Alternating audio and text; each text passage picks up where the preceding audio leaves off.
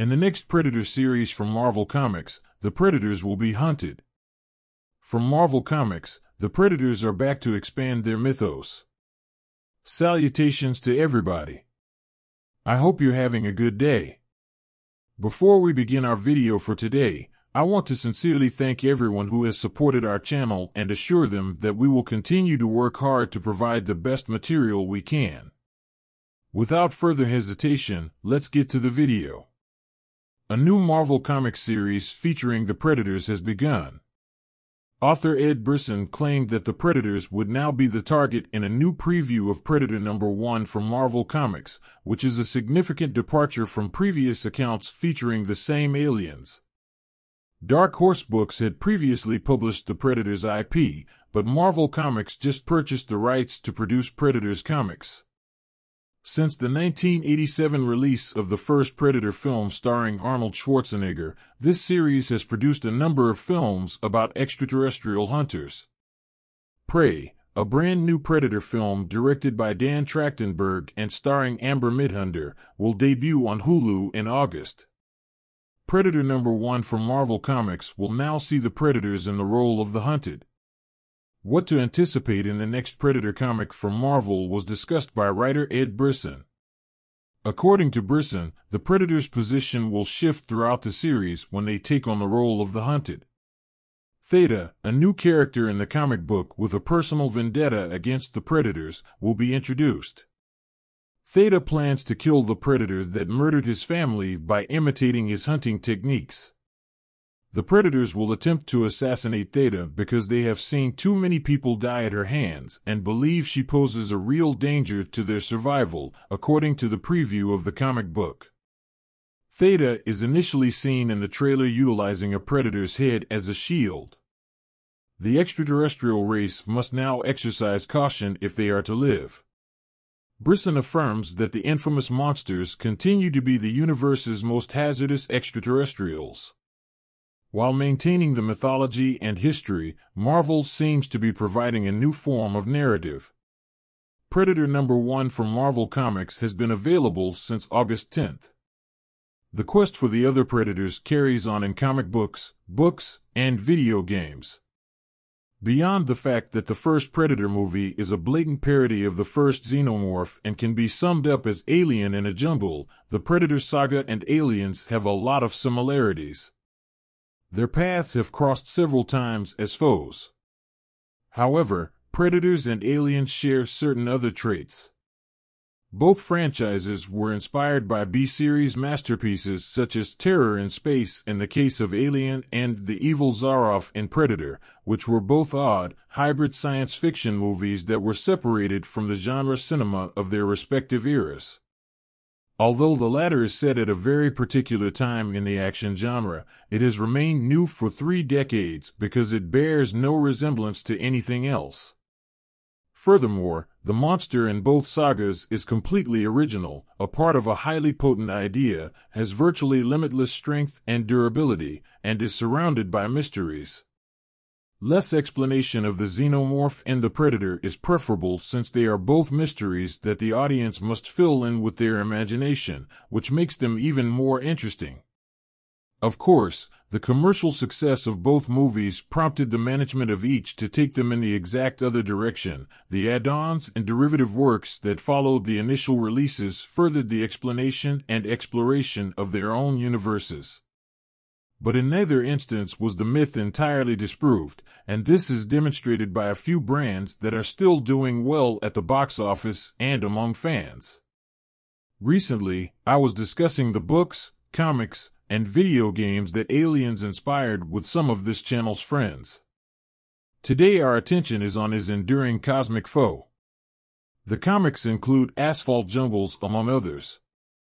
In 1989, only a year after launching its popular Aliens comic book series, the North American publisher Dark Horse published a related Predator. In this instance as well, he organized the brand as a series of succeeding miniseries, each with a unique creative team.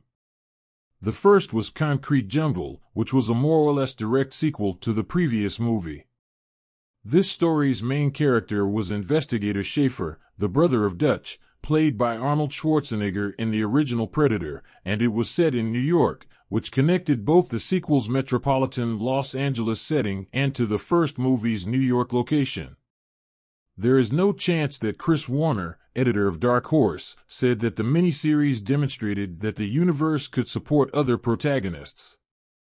Dark Horse has shifted their focus in the last 10 years to publishing Predator comic book sequels and cashing in on the Alien franchise's resurgence as a result of Prometheus.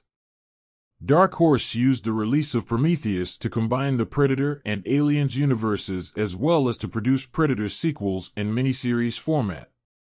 The Predator mythos continues in miniseries like Fire and Stone or Life and Death, where it clashes with the engineers from the Alien trilogy.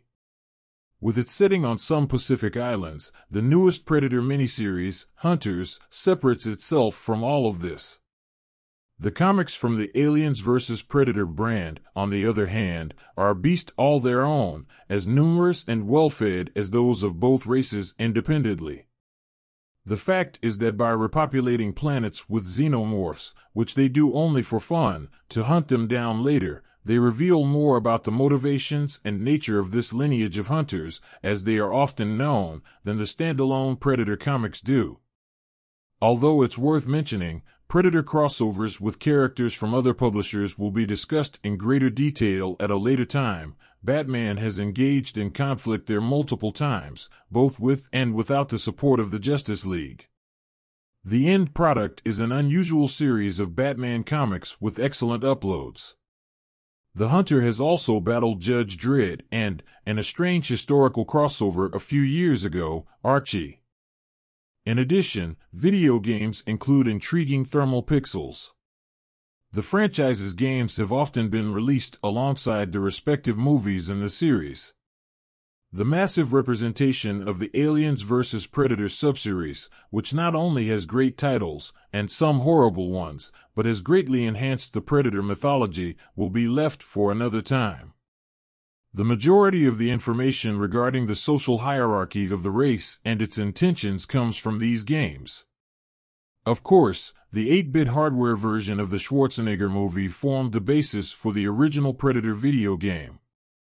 A game version that is extremely tough to play and has a highly successful jungle atmosphere. The most bizarre version was the NES version, in which Dutch shoots himself with a huge predator head after exploring various jungles, temples, and tunnels.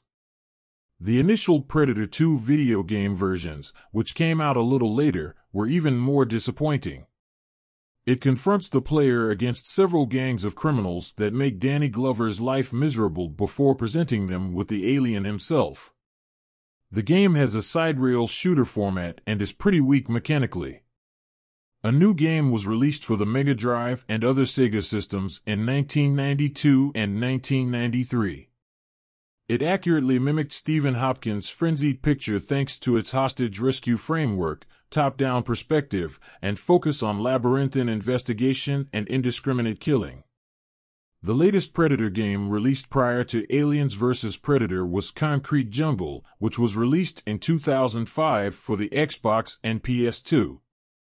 However, his claim is irrelevant because the player controls the Predator and has access to all of his tools and skills. The outcome is covert and not really novel because this role was already experienced in Alien vs. Predator video games. Brief description of the books, pages for hunters. The Predator novels in the 1990s were adaptations of Dark Horse comics, which were far less dense and reliant on the Aliens film universe. With the publication of John Shirley's first original Predator book, Forever Midnight, in 2006, things began to shift. The action took place in the far future on a rainforest world, where the Predators create their own society and language. Following a few more books with futuristic, flesh and blood, and present-day, turnabout and South China Sea settings, the Predator novels underwent an almost 10-year sabbatical until returning in 2015 with Incursion. It is a part of a trilogy that started with Alien, Invasion and ended with Alien vs. Predator, Armageddon, emphasizing the Predator's role as a crucial player in this interstellar conflict between species. We shall examine this trilogy in more depth very soon. Aliens vs. Predator, the original comic series, was updated for its 30th anniversary. The aliens and carnivores clashed in a comic book 14 years before they did it in a movie. The tales from the first comic books have now been compiled into one enormous collection to commemorate that battle's 30th anniversary. Fans of the Xenoverse must get this enormous deluxe hardback. Unaware that Ryushi is a traditional predator location for ceremonial alien hunting, humans have colonized the planet. Almost everything that may go wrong happens when the three species interbreed.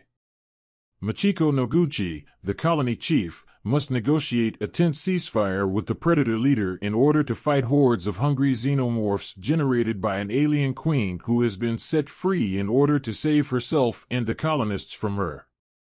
The most terrifying creatures on film have battled each other throughout history. In the 1940s, Frankenstein meets the Wolfman. In the 1960s, King Kong vs. Godzilla. And in the 1990s, Aliens vs. Predator. Your visit to our comic books and pop culture space is much appreciated. Subscribe to Uncanny Collectibles for more unique information, scoops, and exclusive stories.